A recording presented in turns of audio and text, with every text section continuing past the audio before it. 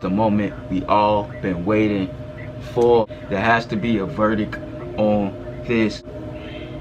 Y'all see the title. I had to bring something out. I'm usually not the person who caught up on who's the GOAT, who's the best this, the best that, the best this. Everybody's special in their own way. But I'm guilty. Because I say all the time, there's no comparing to Jordan. There's no hating on LeBron. I'm not hating. I don't got these for nothing. Look at the bottom, still clean. Still, what's that? I don't know, maybe not. Should I keep going? I don't got these for nothing. Now look, none of this stuff matters. None of this stuff should be idolized. None of this stuff should be taken that serious. If you really want to bring it up, who's better, LeBron or Jordan, we can go at it with different dynamics. Are we talking on or off the court? You know, I know we ain't talking about practice. I know y'all ready for me to get into it, but I just have to address the situation first. We're gonna have to get into this video, man. We're gonna have to see what this is about. Oh man, let's get into it, man. This ain't never, somebody really made a 30-minute video comparing Jordan and LeBron. Crazy, man. And let's get into it. 3, 2, 1, let's go.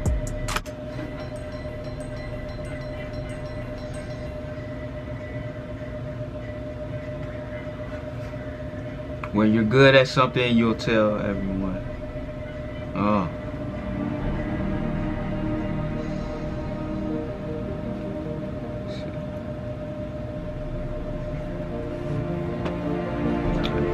Go. Dramatic intro, okay. I like it.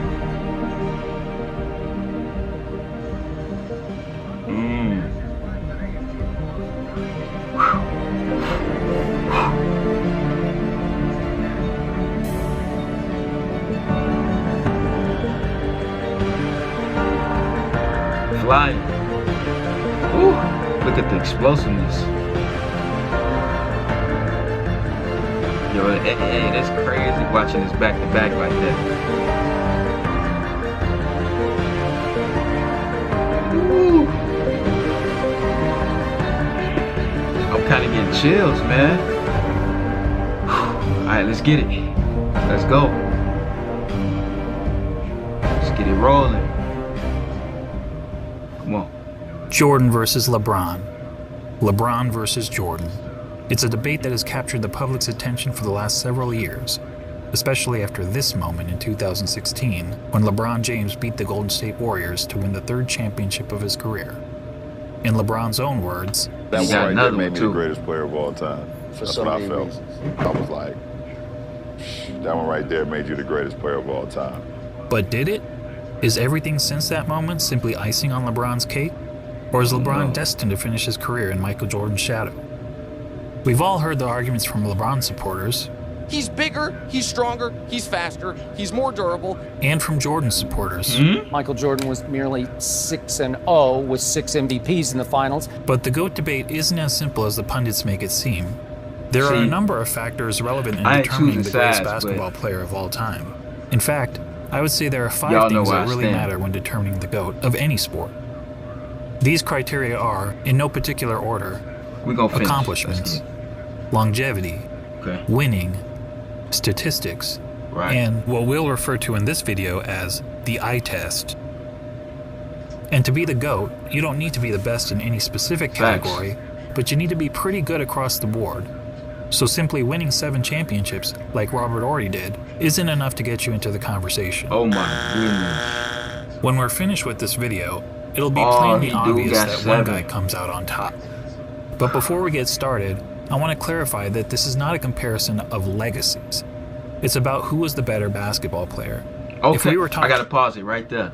Alright, so before I started off, I wanted to know, is he talking on and off the court? Are we just talking about the game in itself? Everything that's revolving around the game. So he made it clear. We just talking about basketball.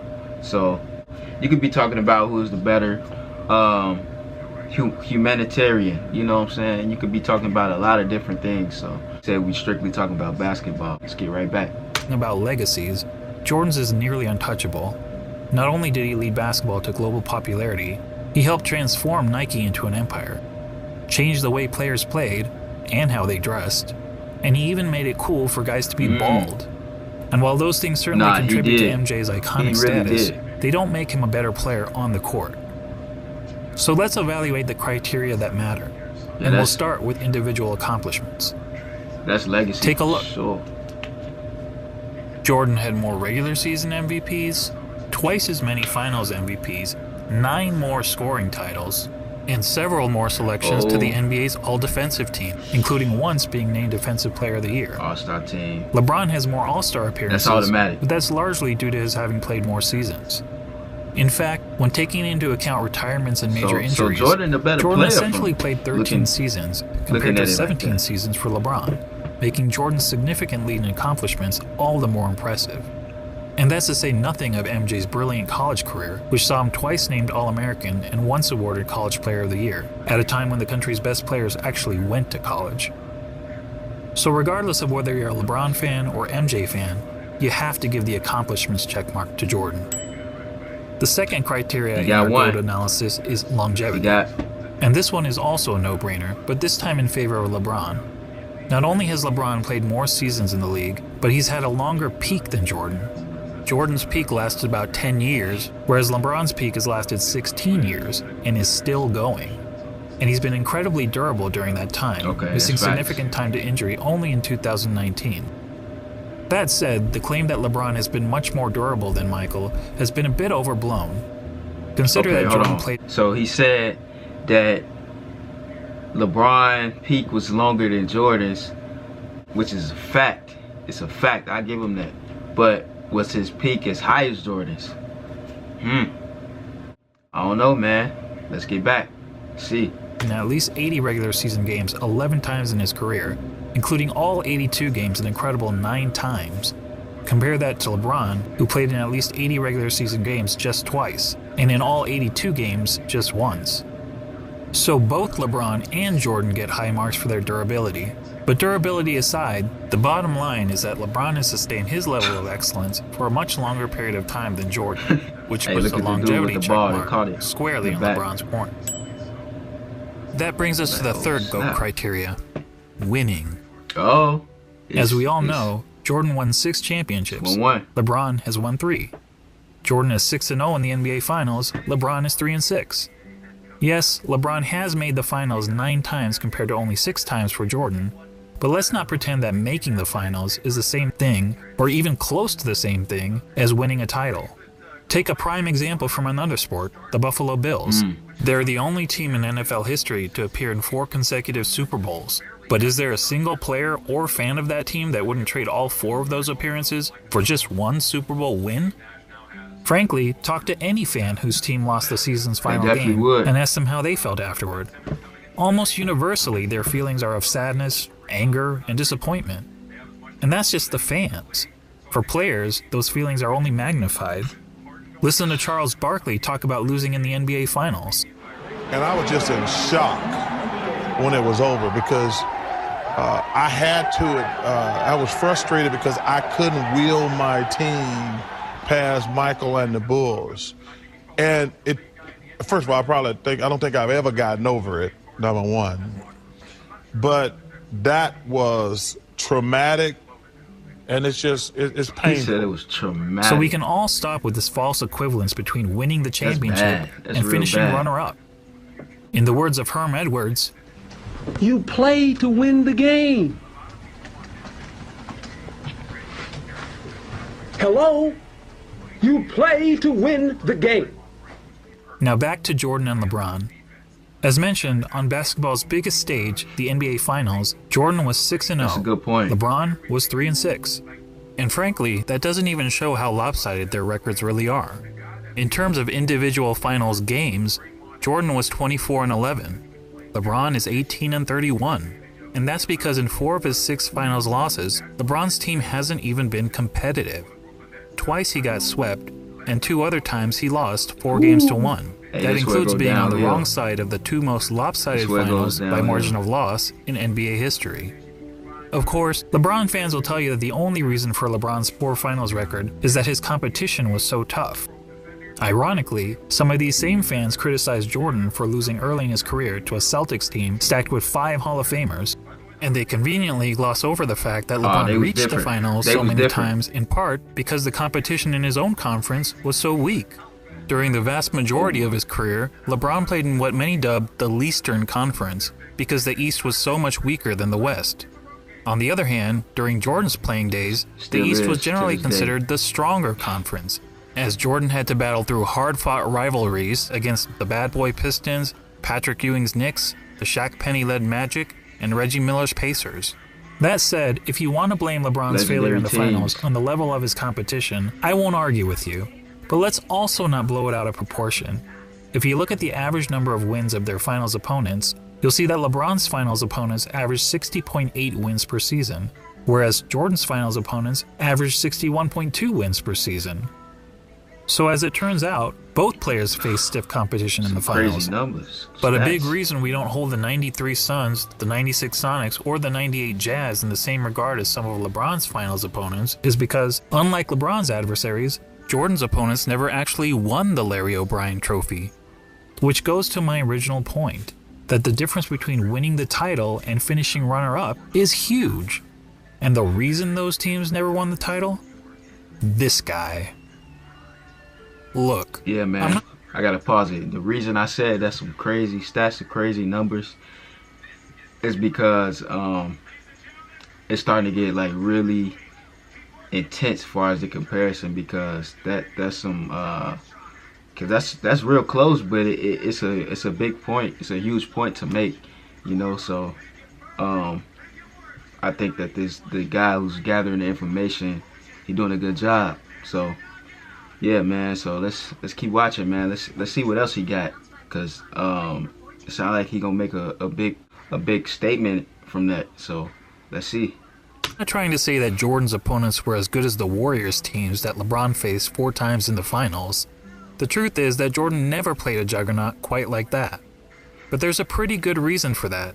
Jordan's Bulls were the juggernaut. They were the team winning 70-plus games. They were the team with the target on their back every year. Okay. And as the Warriors showed us, that's not an easy place to be. As great as the Warriors were, they were never able to string together 3 consecutive championships. Jordan's Bulls did it twice. So what's the greater achievement? Beating the juggernaut or being the juggernaut? Or to be more specific, beating the juggernaut 1 time out of the 4 times you faced them? Or being the juggernaut year after year after year? And then doing it again, year after year after year. There's no doubt that LeBron's victory over the 73-win Warriors was the highlight of his career. But it's not the first time that an underdog has won the championship. And there actually have been much bigger underdogs who ended up winning the title. But how many times have we seen a player lead his team to 6 championships in 8 years? Prior to Jordan's Bulls, only Bill Russell's Celtics ever accomplished that feat in the NBA, when they incredibly won 11 championships in 13 seasons. However, back then, there was an average of less than 10 teams in the league, and only a couple rounds of playoffs, so it was considerably easier to win a title. And no player, not even Bill Russell, ever had a run of winning 25 of 26 playoff series, as Michael Jordan did. And Michael's pattern of winning goes beyond the NBA. Let's not forget that Jordan has never won anything but gold in the Olympics, and he also earned an NCAA championship, in which he hit the first of 2 iconic championship-winning shots in his career. All that is to say, when it comes to winning, the checkmark clearly goes to Jordan. Oh, definitely. On to the 4th GOAT criteria, statistics. This one is a bit more complicated. I mean, how do you statistically evaluate 2 players who played in different eras under different rules at different positions? One way of doing it is to simply look at the 8 traditional statistics of basketball. Points, assists, rebounds, steals, blocks, field goal percentage, free throw percentage, and turnovers.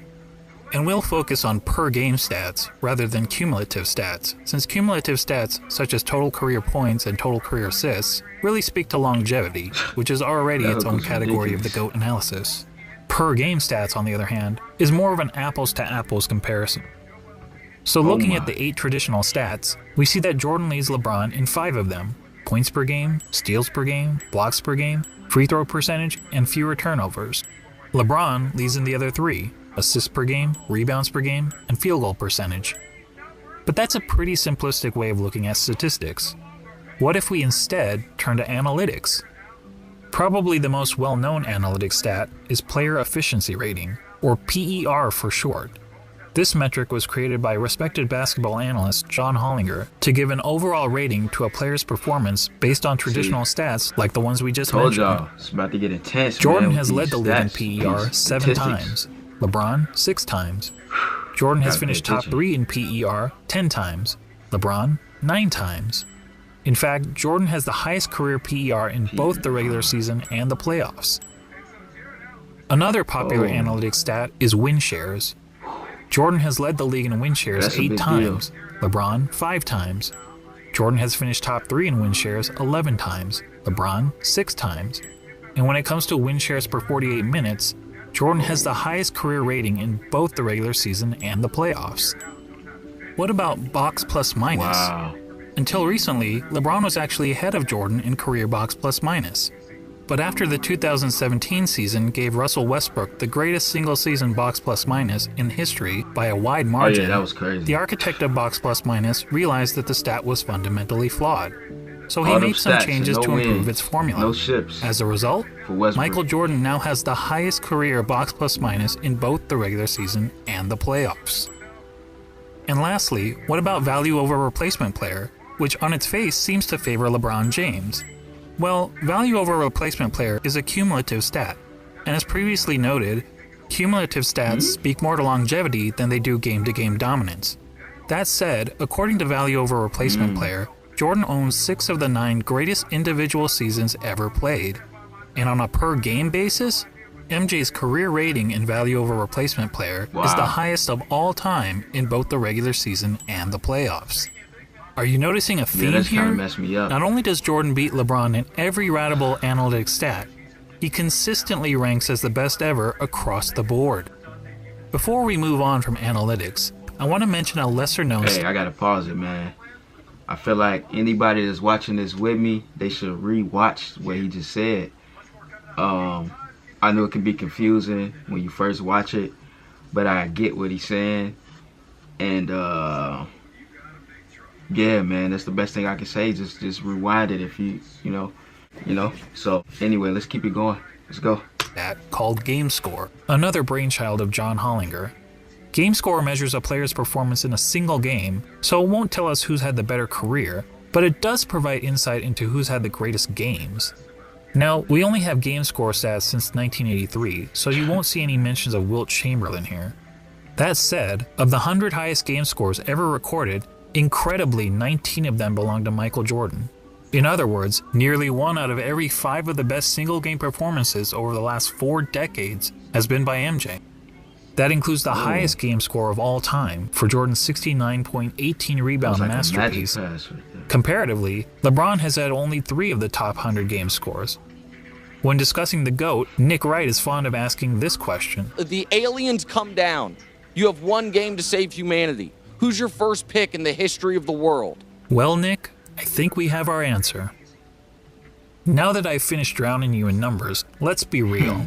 Hardly anyone watching this video knows how to calculate PER, win shares, box plus minus, value over replacement player, or game score.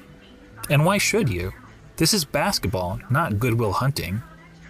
So let's go back to the traditional stats that we all know and understand. But this time, let's add context to them. What do I mean by context? Well, some positions are simply better than others at racking up certain stats. Let's take rebounding as an example. In a vacuum, if we simply compare the number of rebounds per game of Brook Lopez and Jason Kidd, we might think that Lopez was the better rebounder.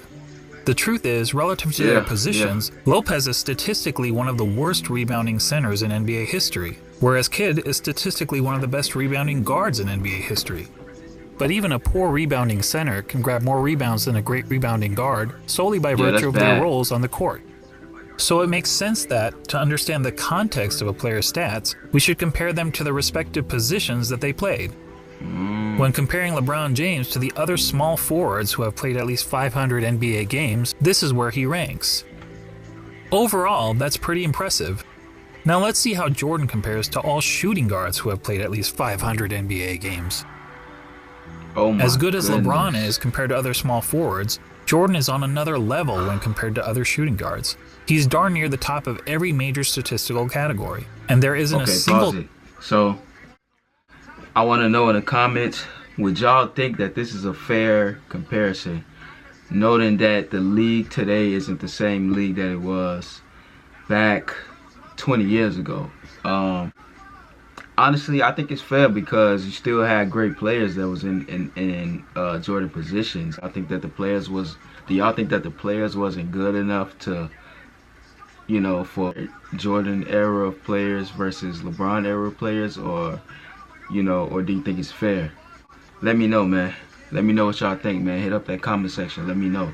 Let's keep going. See what else you got to say. Category where LeBron is better than MJ relative to his position, other than assists.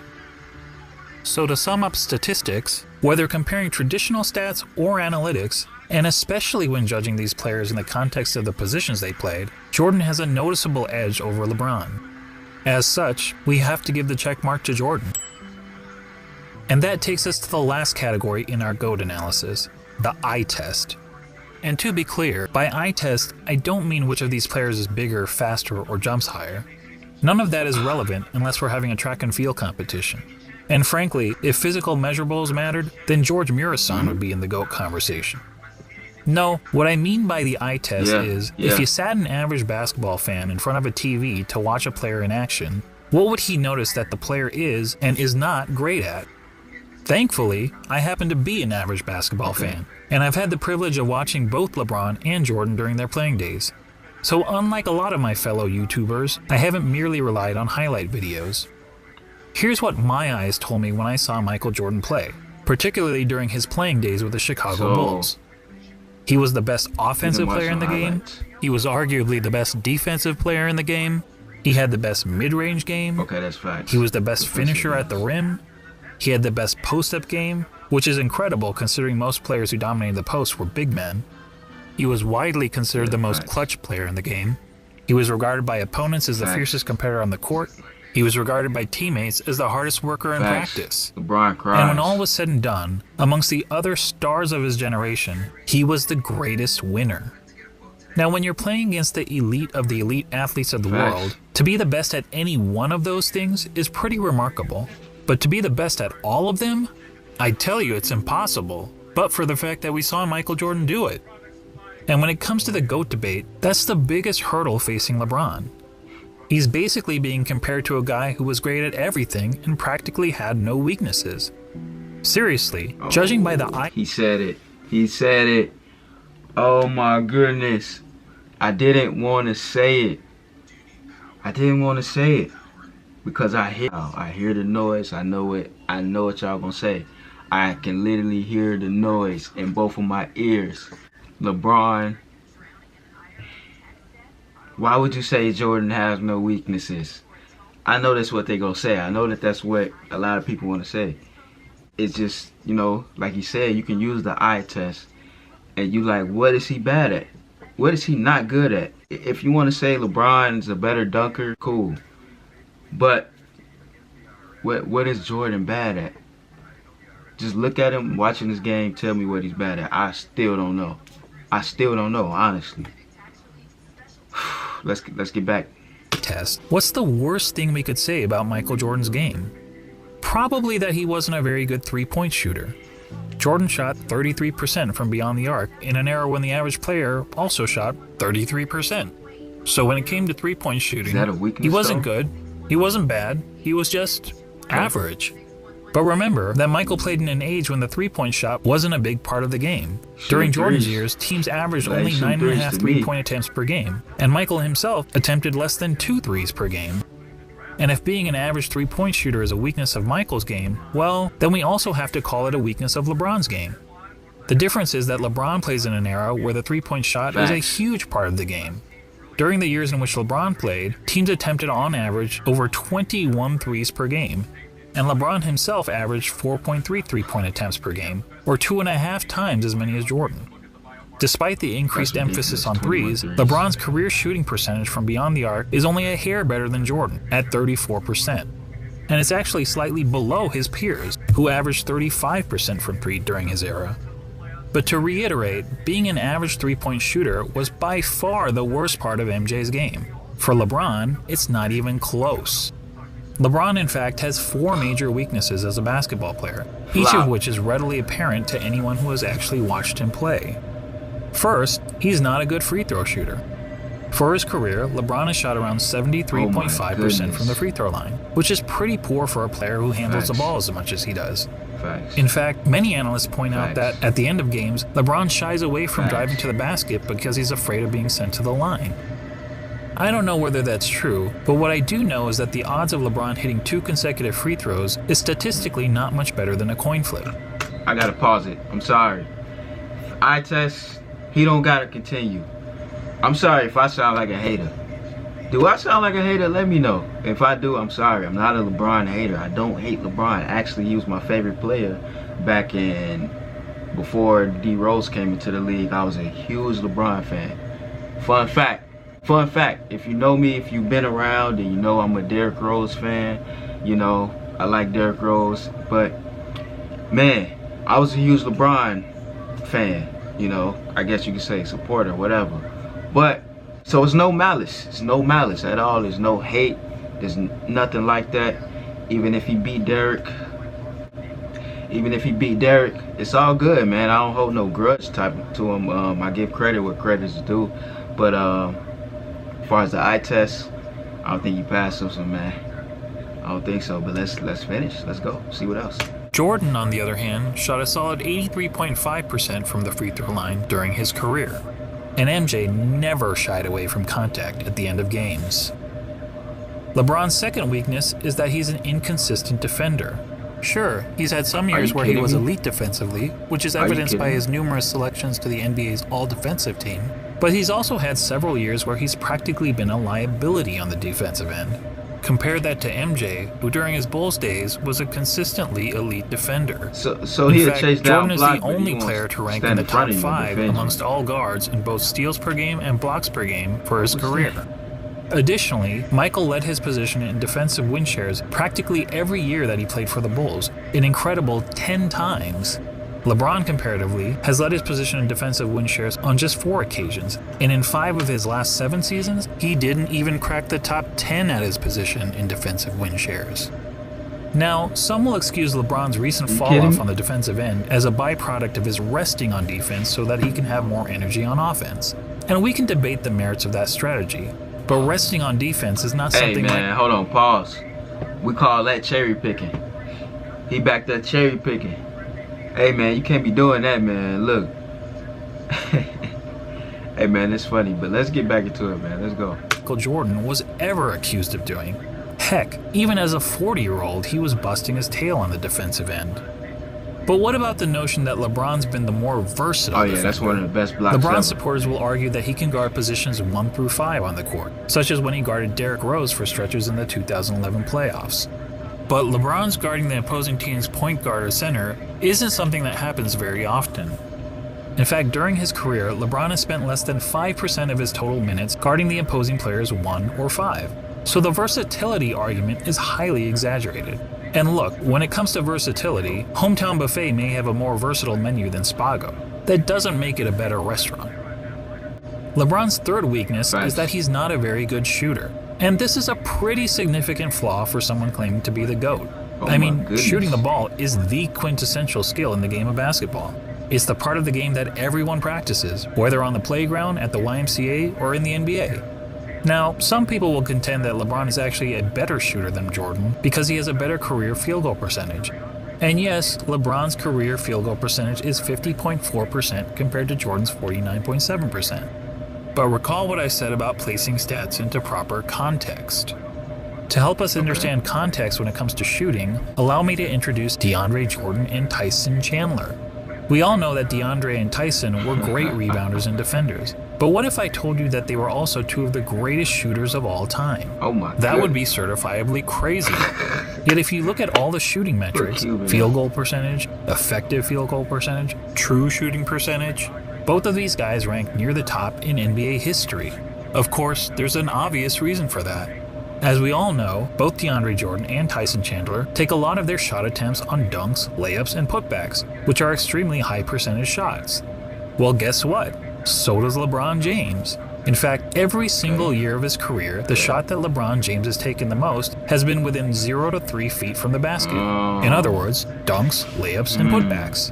More than 1 of every 3 of LeBron's shots has been within this point-blank range, which is aided by his playing in an era where it's been relatively easy to get to the rim, particularly when compared to the physical era in which Jordan played.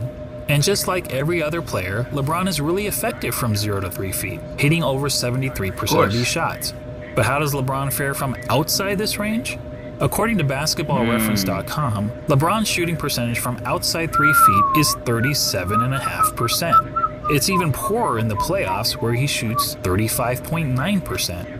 And it gets even worse in close and late situations. In the last 2 minutes of games where the score is within 5 points, LeBron hits only 31.7% of his jumpers.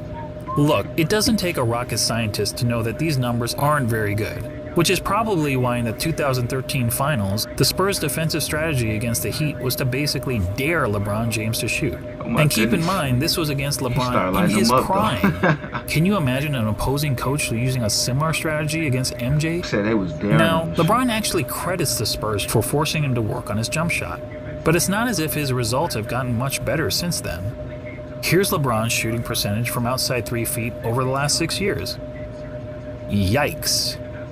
Well, I'll give him this, he is consistent. For comparison, consider that in the last year of Michael Jordan's career, as an aging player on the Washington Wizards, Jordan shot close to 42% from outside 3 feet. While that's certainly not great, it means that even as a 40-year-old shell of his former self, Jordan was still a better shooter, a far better shooter than LeBron James.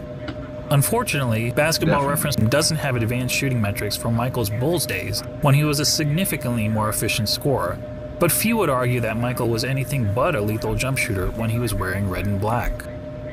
When it comes to shooting, all of us can recall practicing shots on the blacktop, counting down 3, 2, 1, before launching a shot at the rim. Well, if you were pretending to be LeBron James, you'd brick almost 2/3 of the time. Actually, that's not entirely true. If you were playing against a countdown, it would be much, much worse. And that gets me to the last major weakness of LeBron's game, his performance, or more accurately, lack of performance, in the clutch. Remember when people were praising LeBron for making a couple of buzzer beaters in the playoffs 2 years ago? They used these stats to claim that LeBron was better in the clutch than Jordan. But look at these numbers carefully. Hold on, pause it. We gotta look at these numbers, man. Okay, so it does make him look like he got better numbers. Was this bias? Who made this? Who put this together? What stands out to you? How about this? People were using a sample size of less than 1 shot per season to make the case that LeBron was more clutch than Jordan. That would be the equivalent of polling just 100 people in the country to try to predict the winner of the next presidential election. So let's use more telling stats, shall we? Here's a situation that's often used to determine a player's clutchness. 5 seconds to go in the 4th quarter or overtime, and your team needs a bucket to either win or tie the game. It answers the age-old question, who do you want taking the last shot with the game on the line? It turns out that in the regular season and playoffs combined, LeBron has taken 94 such shots. That's a pretty good sample size. And how many of those 94 shots has LeBron made? 19, for a shooting percentage of 20%. Let me repeat that, 20%. Guys, that's not bad in the clutch. That's atrocious. Michael Jordan in the same situation shot roughly 50%. Yes, that's right, Jordan's performance under pressure was the same as it was throughout the rest of the game. And that, my friends, is the definition of clutch. So there you go. When it comes to the eye test, our eyes tell us that one player, Michael Jordan, is great at everything and has practically no weaknesses. And the other player, LeBron James, while also having a ton of strengths, has several obvious flaws to his game. And when all is said and done, after analyzing the 5 key factors of being the GOAT, Jordan gets 4 check marks to LeBron's 1. Making this GOAT debate, well, not much of a debate at all. Now, don't get me wrong. I'm not saying that LeBron James is a bad player. He's a phenomenal player. Personally, I have him on basketball's Mount Rushmore, along with Jordan, Kareem, Wilt Chamberlain, and Bill Russell. He's just not Michael Jordan. And just to underscore how good MJ was, let's ignore LeBron and Jordan for a minute and focus on the other three players highlighted here, Kareem, Wilt, and Bill Russell. Most would agree that these are the three greatest centers in NBA history, and each of them has a strong case to justify his standing among basketball royalty. Wilt is an all-time great because he was an offensive force of nature, and he holds a ton of NBA records. Russell is in the conversation because he was a dominant defender and a perennial champion. Kareem also led his team to numerous titles, and in terms of individual awards and accolades, was the most decorated of the three. Not to mention, he had the NBA's most unguardable shot. Now imagine a center that had all the best qualities from these three titans. A player like that would be the basketball equivalent of Thanos. Now add to that player the highest level of intangible attributes, such as a tireless work ethic, unmatched killer instinct, and an ability to deliver in the clutch. And now you'd essentially be looking at Thanos with all of the Infinity Stones, and no one would question whether this player was the greatest of all time. But the truth is, we don't have to imagine such a player. That player already existed. He just happened to be a shooting guard, not a center. When you think about it, Michael Jordan is the real-life version of an overpowered video game character. He had all the qualities we look for in a superstar athlete, and he had it in spades. He's basically Babe Ruth, if Babe Ruth played defense like Willie Mays. And that's why, even in comparison to the other all-time greats, he is truly in a class of his own.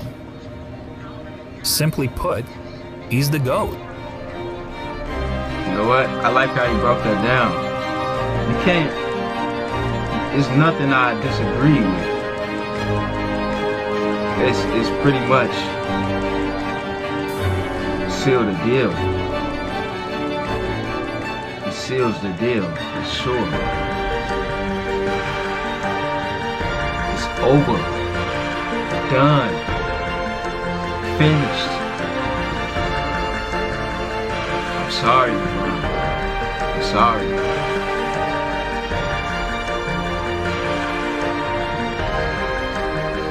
It's nothing personal. It's just facts.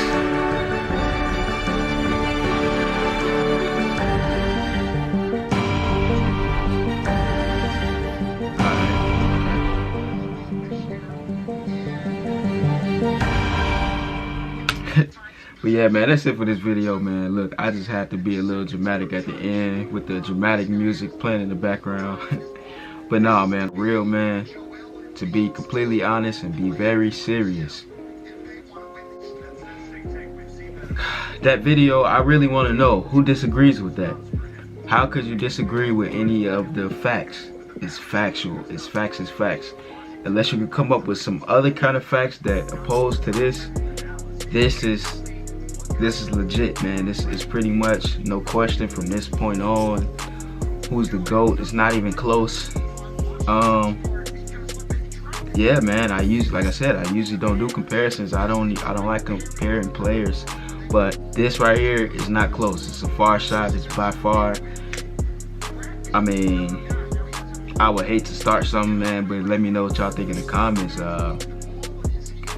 If you like Jordan, I mean LeBron for any other reason, I mean that's fine, that's okay. But as far as comparing the kind of player that Jordan is to LeBron, I don't think that's what do you call it? I don't think it's close. I honestly don't think it's close, man. Hey. It's close, but not close enough. When you really dive into it, it's not close enough, man. So I want to know what y'all think. Let me know, because I really needed to see this, man, because I never really thought about it in my head why this makes sense. Like, I knew it made sense, but he really just like explained everything that I thought. That's just the truth. That's honestly how I see it. That's, you You can't really argue with it, man. If you like this video, man, give it a like, man. You can share it. That's my reaction. Jordan versus LeBron. Jordan versus LeBron James. Yeah. And I'm gone.